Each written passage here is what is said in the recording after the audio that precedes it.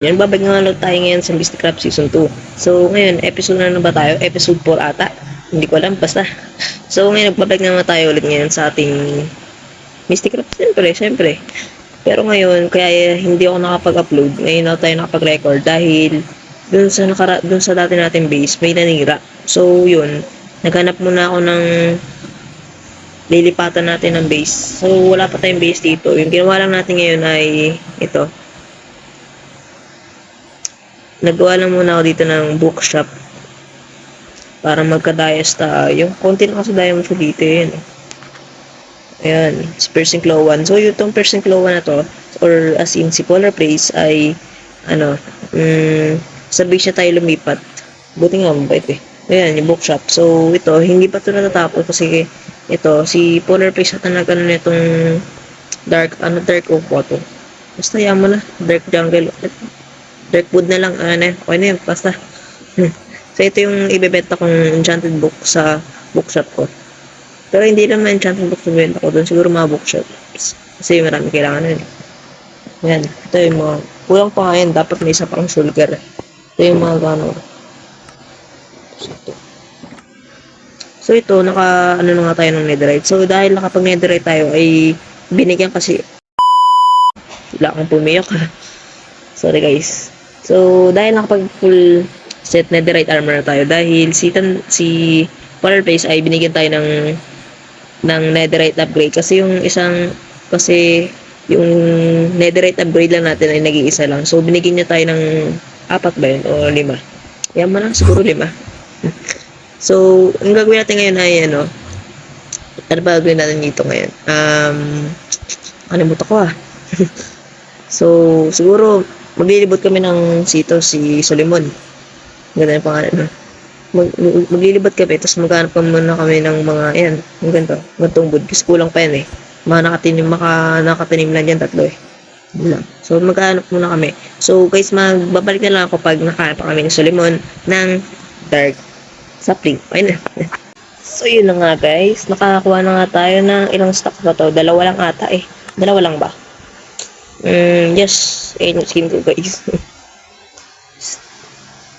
Si Steve nyo na nerf. So yan, isang stock tapos 50. Kasya na siguro yan. So guys, ito, kaya ko to kayo na lang para matapos na yung bookshop. Diba? Para mabilis. Diba? So ito, yung may itsura niya, hanggang doon na naman yan. Hanggang dyan na naman yan. Para madali. Diba? Easy. So magbabalik na lang ako pag natapos ko na to. Diba? Para mas mabilis. Para hindi sayang sa oras na. So guys, magbabalik na lang pag natapos na natin itong bookshop. Let's go! So yun na nga. Ito nga, nagbabalik ulit tayo. So ngayon na nagawa na natin yung konti niya ito. Siguro 50% process, 50% completed pa lang ito. So ito naman, may butas pa to. Paano yung roof? Saka dito. So siguro next episode, lalagyan natin ito ng interior. Mga interior sa loob. So, ngayon, nabubulil ba ako? Sorry guys. Mag-determine tayo sa base ni Persing Claw 1. So, ito. Buti naka-doon siya. Hindi pa siya. Dito nga. Saan yun? What the heck? Nasa dito, baka nandun sa village. Punta natin. Kailangan natin bilisan. Yan, tingnan natin. Baka nandito si Kuya. Sheesh! Ay, wala. Ay, nako. Wala para dito si Idol eh. Yan. Siguro i-tour ko na lang kayo sa base niya. Ito ko na yung makikita dito. Which is naklagay siya dito ng trading hall. So, pag pinress mo tong lever dito, nakalagay na. Ito yung mending. Set na siya video. Infinity Depth Strider. Pag pinress mo tong lever na to, pag-taking zombie yung villager. So, kasi pag sa 1.20 natin. Siguro, ano rin naman to sa Java tsaka Bedrock. Pag daw naging zombie yung villager, tapos may naka-like turn, tapos naging zombie library at bababa yung price or value ng binibenta niya. Ito, like na to, makikita niyo yung minus dyan. Yan ba yun? Yata yun na. Saan? Paus ako And paano dito? Ito. Ayan, ito. Kita niyo tong minus ito. Ayun yung ibig sabihin niya, nabawasan yung value ng villager kasi naging zombie siya. So, ayan. Press natin to. Makikita niya na takuin siya ng zombie. So, ayan. Dito naman, diyan nilalagay ni Percy Clowan yung mga enchanted books pang sa kaya siya naglagay ng ganyan para daw sa bookshop ko. So, ito yung restaurant pa to. Ewan ko basta. Mas melting. Ito yung kung kayo ng bahay to. Ito yung yung farm dito. Dito yung farm. Ito yung beacon. Yan.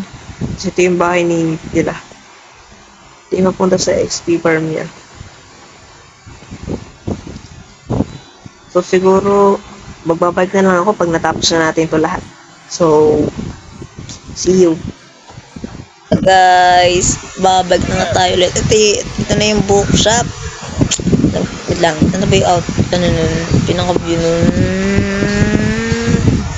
Ito, nagpatuloy na lang tayo kay Polar Place. Dito, tingnan nyo. Ayan kay Percy Clowan. Ito. Nagpatulong tayo sa roof niyan.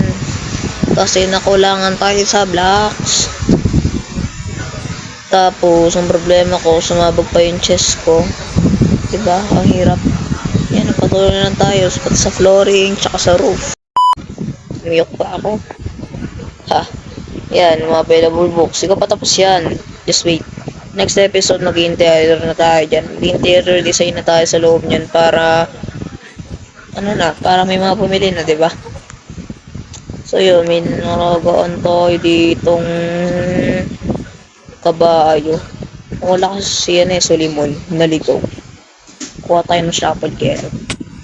Kay Percy Clowan. Ang pakain din kaya ano pangalan kaya nun? Sige, ano lang din. Soliman. Soliman, no? Soliman. Yan, kuha tayo ka. Kimingay. Yan, tayo. Mga dalawa. Kaya ba yung nga, shh, quiet lang.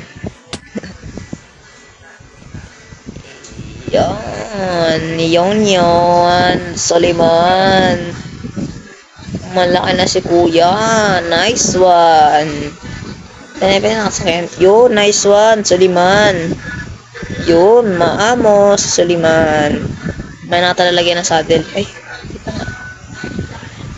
paano mataas? Yan, sirain na lang natin to. Tama ko naman na sila tali na lang ulit natin dyan. Lagi, naglalag. Yan, so, siguro, pwede na natin tapusin dito ngayon yung episode na to kasi yan. Kita nyo naman ngayon yung bookshop. May roof na. Tapos na yung pinaka-outer look. Outside look pala. Interior na lang kulang. Next episode, mag-interior design na tayo. So, siguro tapos na ito yung episode. So, kung gusto nyo mapanood yung mga ibang episode ng mga Mystic Crafts episode natin, follow nyo ako sa TikTok. Pangalan ko sa TikTok yung ba yun? Dark Text Craft. So, pa-subscribe, follow, and don't forget to like this video.